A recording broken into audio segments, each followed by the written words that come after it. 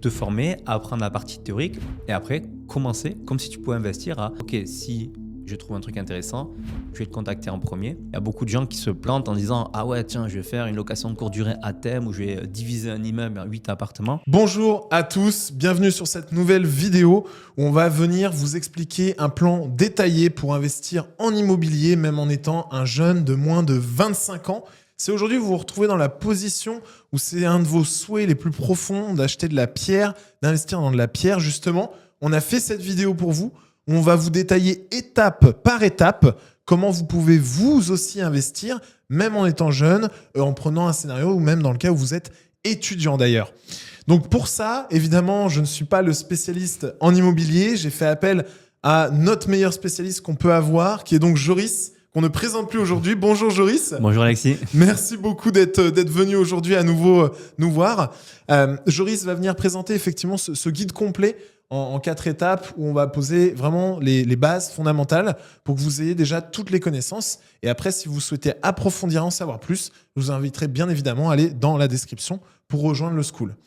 En tout cas, Joris, merci pour être venu, comme je le disais. Donc aujourd'hui, on va détailler ce fameux plan en 4 étapes.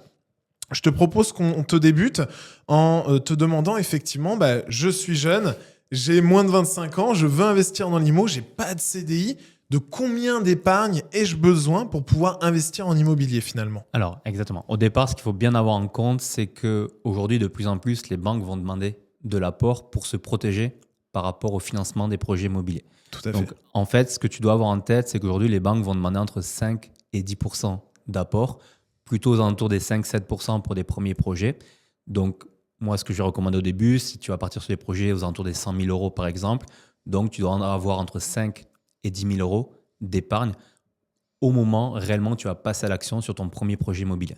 D'accord. Donc c'est important, même sans CDI, on peut débuter effectivement avec 5 à 10 000 euros de côté sur un projet à 100 000, on est bien d'accord. Exactement. Donc maintenant, l'idée c'est que c'est bien beau, il faut quand même avoir ce montant-là de côté. Comment tu vas favoriser justement cette épargne pour avoir ça de côté jusqu'à présent pour un jeune qui a moins de 25 ans? Alors pour aujourd'hui, l'idée c'est qu'en fait, même en étant étudiant, de pouvoir par exemple travailler l'été, travailler un petit peu les week-ends et se dire, alors oui, c'est difficile au début, on est jeune, on a envie de dépenser, ses potes dépensent, etc. Mais il faut avoir cette réflexion qu'on appelle plaisir court terme et plaisir long terme, entre guillemets. C'est-à-dire que dans l'objectif de vouloir investir dans l'immobilier et de vouloir continuer des projets, se dire, OK, mais finalement, tout le travail que je fais aujourd'hui, si je l'épuise dans des sorties, dans des voyages, etc., parce que je suis jeune, j'ai envie de dépenser, en fait, dans 5 ans, j'aurai toujours la même situation. Donc là, vraiment, l'objectif, c'est de se dire, OK, je vais prendre sur moi, je vais vraiment commencer à économiser dès que je peux pour que plus je vais avancer dans mes études, etc., et dès que j'aurai la bonne situation, avoir ces 5 à 10 000 euros d'épargne et en profiter. Donc, je me prive sur le court terme. Par contre, sur le long terme, du coup, j'ai les bénéfices. C'est excellent, c'est super levier. Effectivement, pour se constituer de l'épargne, comment se le faire, quel support d'investissement, comment le mettre de côté, c'est effectivement d'autres sujets qu'on a traités dans la vidéo où, par exemple, je présente mon portefeuille boursier que vous pouvez retrouver sur la chaîne, bien sûr, Finarca. Deuxième élément, c'est je veux débuter, je suis jeune, je manque peut-être d'expérience ou même d'entourage et de relationnel. Est-ce que je démarre seul? Dois-je me former finalement? Comment ça peut se dérouler au départ? Alors, même si finalement tu penses que tu n'as pas la bonne situation pour être financé, etc., et se dire, OK, peut-être que je l'aurai d'ici un an, moi, ce que je recommande, c'est de faire comme si tu pouvais. C'est-à-dire qu'en fait, de profiter, de se dire, plutôt que d'attendre un an et de se dire, OK, dans un an, je vais commencer à chercher des biens, analyser, faire des visites, en fait, c'est tout bête, mais tu perds un an. Donc, autant profiter de ce temps-là pour te former. Il existe plein de vidéos YouTube, plein de formations, etc., qui sont très qualitatives là-dessus. Te former, apprendre la partie théorique et après commencer, comme si tu pouvais investir, à analyser des secteurs, analyser des biens, faire des visites, créer ton réseau d'agents immobiliers et de partenaires travaux aussi là-dessus. Et dans l'objectif où le jour où tu as la bonne situation, mais tu as toute cette expérience d'un an qui est énorme en fait, et derrière, tu vas aller beaucoup plus vite sur ton premier projet. Et ouais, finalement, tu auras déjà un réseau assez conséquent pour avoir constitué même un minimum de connaissances. Mais donc, dans ce cas-là, ça met en perspective, est-ce que je démarre seul ou est-ce que je démarre finalement avec des associés au départ quand j'ai toujours moins de 25 ans, mais ça fait un an qu'ils sont écoulés justement? Exactement. Du coup, à ce moment-là, comme on le disait tout à l'heure, soit tu es dans le meilleur des cas, tu as un CDI, un salaire correct, etc. Là, la banque peut te faire confiance sur des petits projets, donc tu pourrais y aller tout seul. Mais l'idée, c'est de se dire, est-ce que je pourrais pas démarrer plus tôt? Je commence à faire un petit peu d'épargne, je prends cette expérience. Je vais pas attendre peut-être 2, 3 ans d'avoir mon CDI et d'avoir validé ma période d'essai. Et là, c'est de se dire, qu'est-ce qui me manque? Finalement, à chaque fois, on en revient à la banque. Qu'est-ce qui me manque pour pouvoir investir? Ce serait d'avoir une seconde personne avec moi qui vienne compléter finalement les défauts que je pourrais avoir sur la banque. Donc, des revenus stables, peut-être un petit peu plus d'épargne aussi pour compléter la mienne. Et dans ce cas-là, l'objectif, c'est de se dire, OK, je sais que si je m'associe avec une deuxième personne, je vais avoir plus de poids auprès de la banque. Et donc, au lieu d'attendre 24, 25 ans d'avoir mon CDI, peut-être qu'à 21, 22 ans, je pourrais déjà me faire financer. Ok, Joris, merci beaucoup. Sauf que effectivement, on parle d'association, mais donc ça veut dire que moi, faut que je partage 50%, alors que c'est peut-être moi qui me suis formé. Et le mec, il est juste là pour être ma sécurité bancaire, en quelque sorte. C'est obligé que je lui donne la moitié, 50%? Alors, tu vas avoir pour moi deux profils, deux types d'associations possibles. La première, que j'appelle association passive et du coup financière souvent, c'est, comme tu le dis, toi qui vas faire tout le boulot, qui va faire les recherches, te former, etc., qui va avoir l'expertise technique finalement. Et à côté, tu vas t'associer avec une deuxième personne qui lui va apporter un peu la stabilité financière, peut-être le CDI, un peu plus d'épargne, aussi un peu plus âgé, ça rassure les banques. Là, honnêtement, moi, dans l'association, je donnerais entre 20 et 30% des parts à cette personne, puisque sans elle, tu ne peux pas investir. Mais cette personne aussi, sans toi, elle ne va pas pouvoir investir. Et en plus, si elle ne fait rien techniquement, ça m'amènerait, moi, donner 50% de mon bénéfice à quelqu'un qui est juste là au début pour mettre l'épargne et Bien rien sûr. d'autre.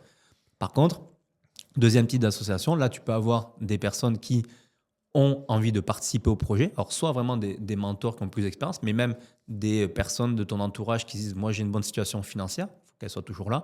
Par contre, j'aimerais bien apprendre avec toi parce que tu as pris l'expertise, tu as pris du réseau. Et donc, l'idée, c'est de potentiellement déléguer certaines tâches, la gestion locative, le suivi des travaux, par exemple.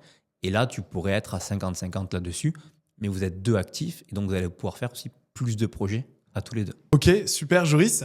Maintenant, est-ce que tu penses qu'on peut, avant 25 ans, trouver facilement des partenaires qui sont aussi prêts à nous écouter, à nous faire confiance, que ce soit les artisans, les agents IMO qui vont accorder du temps avec nous? Est-ce que ça se trouve facilement? Là, souvent, c'est la partie un petit peu la plus difficile parce que tu as beau avoir les meilleures connaissances, la meilleure expertise, etc. Tu restes un jeune de moins de 25 ans et tu vas être confronté aussi bien agent IMO, artisan, même partenaire bancaire, à des personnes plus âgées qui pensent en plus avoir leur propre expertise et leur propre façon de faire. Toi, tu vas arriver un petit peu au milieu de tout ça et tu vas devoir, c'est de la gestion de projet, manager un petit peu ces personnes pour qu'elles travaillent avec toi. L'agent IMO qui t'apporte des biens, l'artisan qui va faire tes travaux, le partenaire bancaire qui va te financer. Donc, tu es un peu en mode chef de projet de ça. Et quand tu arrives du haut de tes 22, 23 ans, ça peut avoir un peu de mal.